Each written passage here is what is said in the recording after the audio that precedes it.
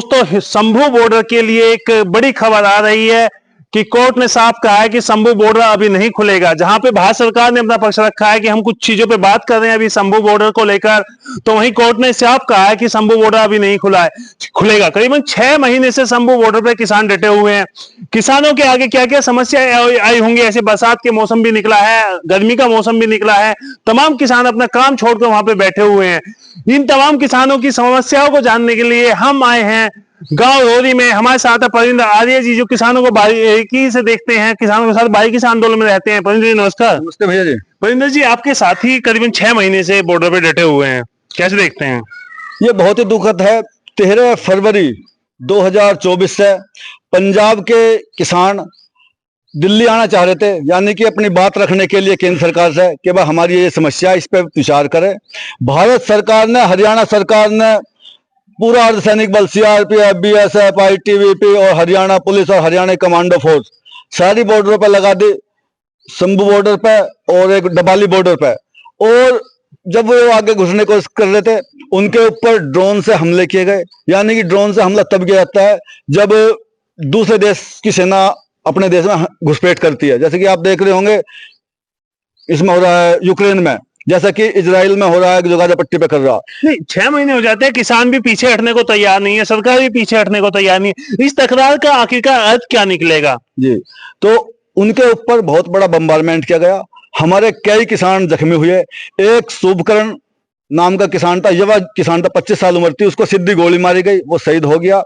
लेकिन किसान कौम से जुड़े हुए किसान हैं, ये धरती के माँ के बेटे हैं, ऐसी दिक्कतों से पीछे नहीं हटते। और पंजाब का खासकर किसान तो देखो, बलिदान की परंपरा, गुरु गोविंद जी ने बलिदान देने की परंपरा सिखा के गए हैं। नमन है गुरु गोविंद सिंह जी को। तो किसान इतनी जो समस्या है बरसात की, इससे कोई दिक्कत नहीं है। हमारी जो मांग है वह एमएसपी, मिनिमम सपोर्ट प्राइस, न्यूनतम समर्थन मूल्य, मेन वो है। जब तक भारत सरकार उस पर कानून नहीं बनाएगी, किसान पीछे नहीं हटेगा। चाहे शंभू बॉर्डर खुलो या ना खुलो, और जितने भी किसान संगठन है, सबकी सहानुभूति जो वहां पे किसान भाई बैठे हैं उनके साथ है। और जब भी आवश्यकता पड़ेगी, सभी किसान संगठन एक साथ रहेंगे। और सुप्रीम कोर्ट में भी, पहले तो चंडीगढ़ हाई कोर्ट है जो हरियाणा का, वहां पे तो डिसीजन आ चुका था कि भाई इसे खोला जाए। लेकिन फिर केंद्र सरकार और हरियाणा सरकार ने पिटीशन डाल दी सुप्रीम कोर्ट में जाकर के। सुप्रीम कोर्ट ने बोल दिया कि अभी हालात नहीं है, उसे यानी कि स्टे दे दिया है कि नहीं खुलेगा। और तारीख पर तारीख मिल रही है, अभी जजमेंट फुल आया नहीं है।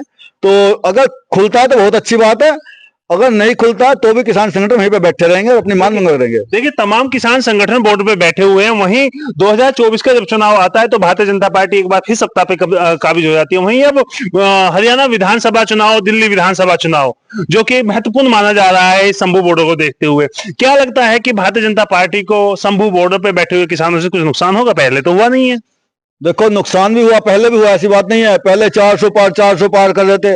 पिछली बार भारतीय जनता पार्टी की 372 सीटें थी, अब सिमट करके कहाँ गई आपको पता ही है।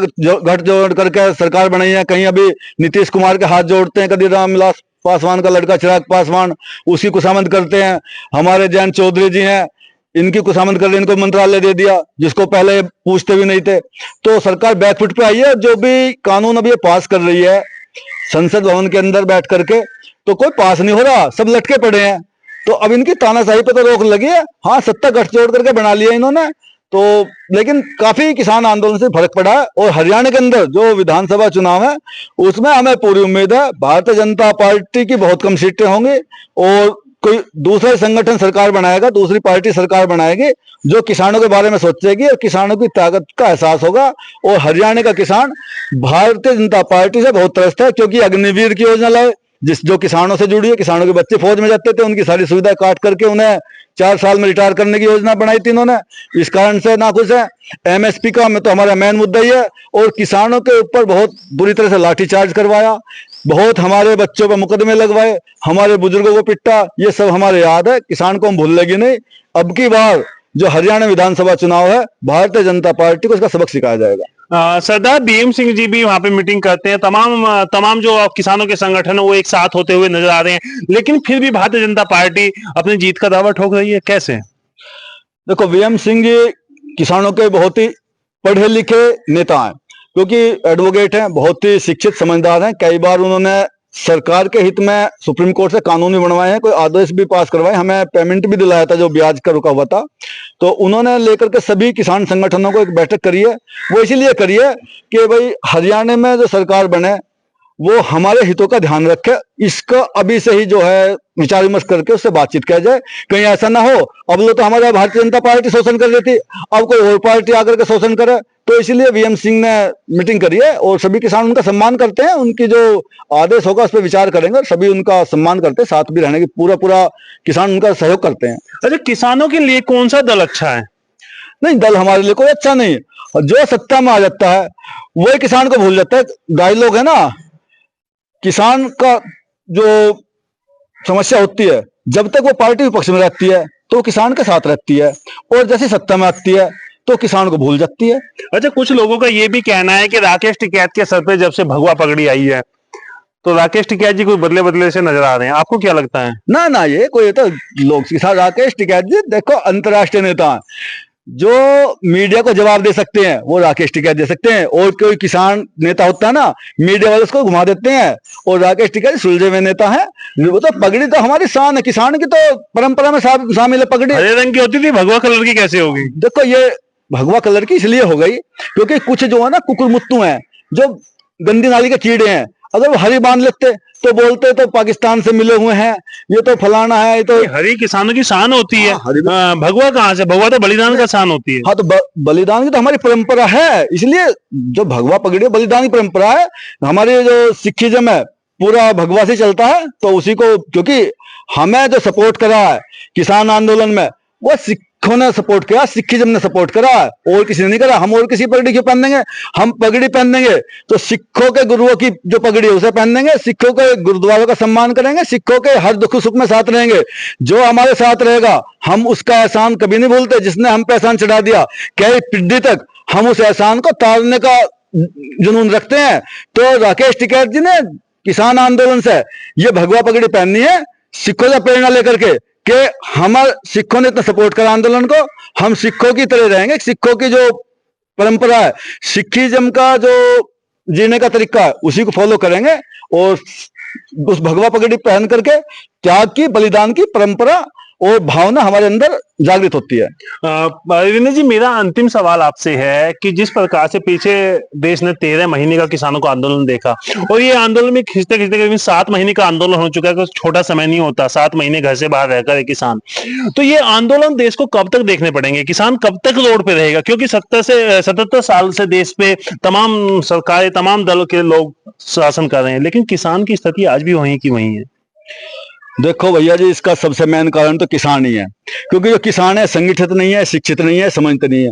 ये भोली कौम है, छोटी छोटी लालच में बह जाती है, इनको समझाने सुनते तो समझ में नहीं आती।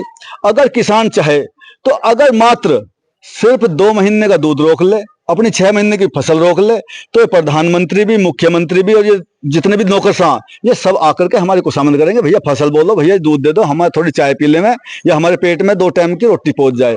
तो हमारा संगठन किसानों का जागरूक नहीं है, इसीलिए हम ऐसी स्थिति में है। और देखो, किसानों को सुधारने का, किसानों की स्थिति तब सुधर सकती है जो महंगाई भत्ता है उसके हिसाब से हमारी फसलों के भाव बढ़े। जैसे कि आपने देखा होगा सरकारी आदमियों की, जितने भी सरकारी कर्मचारी हैं, सरकारी अधिकारी हैं, सरकारी नेता हैं, जिनको सरकार से सैलरी मिलती है, सबका हर 6 महीने महंगाई भत्ता बढ़ जाता है। किसान का महंगाई भत्ता बढ़ता है जाकर के कई साल में, और वो भी मात्र बढ़ गया 1%, आधा परसेंट, आधे से भी आधा परसेंट। और इनके महंगाई पर भत्ता बढ़ता है 6%, 5%। मैं तो खुद सेना में रहा हूं, मेरी हर 6 महीने सैलरी बढ़ती है। जो भाई मेरे खेती करे, जो मेरे चाचा ताऊ खेती कर रहे हैं, उनकी जो महंगाई, उनकी जो फसल का भाव बढ़ता है वो साल में 2 साल में बढ़ता है, बहुत कम मात्रा में बढ़ता है।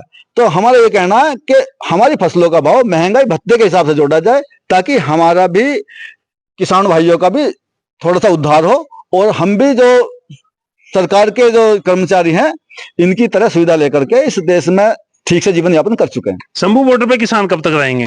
देखो, ये तो भैया पंजाब की जो किसानों की जत्थेबंदी वही बता सकती है, क्योंकि पंजाब तो आप लोग भी मिलते रहते हैं हरियाणा और पंजाब के लोगों से? हाँ देखो, मिलते तो रहते हैं, डिसीजन उनका ही है, हम तो उनका। पंजाब और हरियाणा में हमारा आना जाना, देखो हमें जो लड़ने की प्रेरणा मिली है देखो पंजाब से हरियाणा से मिली है, हरियाणा का जत्थेबंदी और किसानों की जो खाप पंचायतें हैं हरियाणा की, और वहां का जो सिखिज्म का गुरुद्वारे हैं पंजाब के, यही लड़ने के लिए योजना बनाती हैं, यही लड़ने वालों को सपोर्ट करती हैं, और राज्यों के किसान जो हैं वो इतनी मजबूती से नहीं लड़ पाते।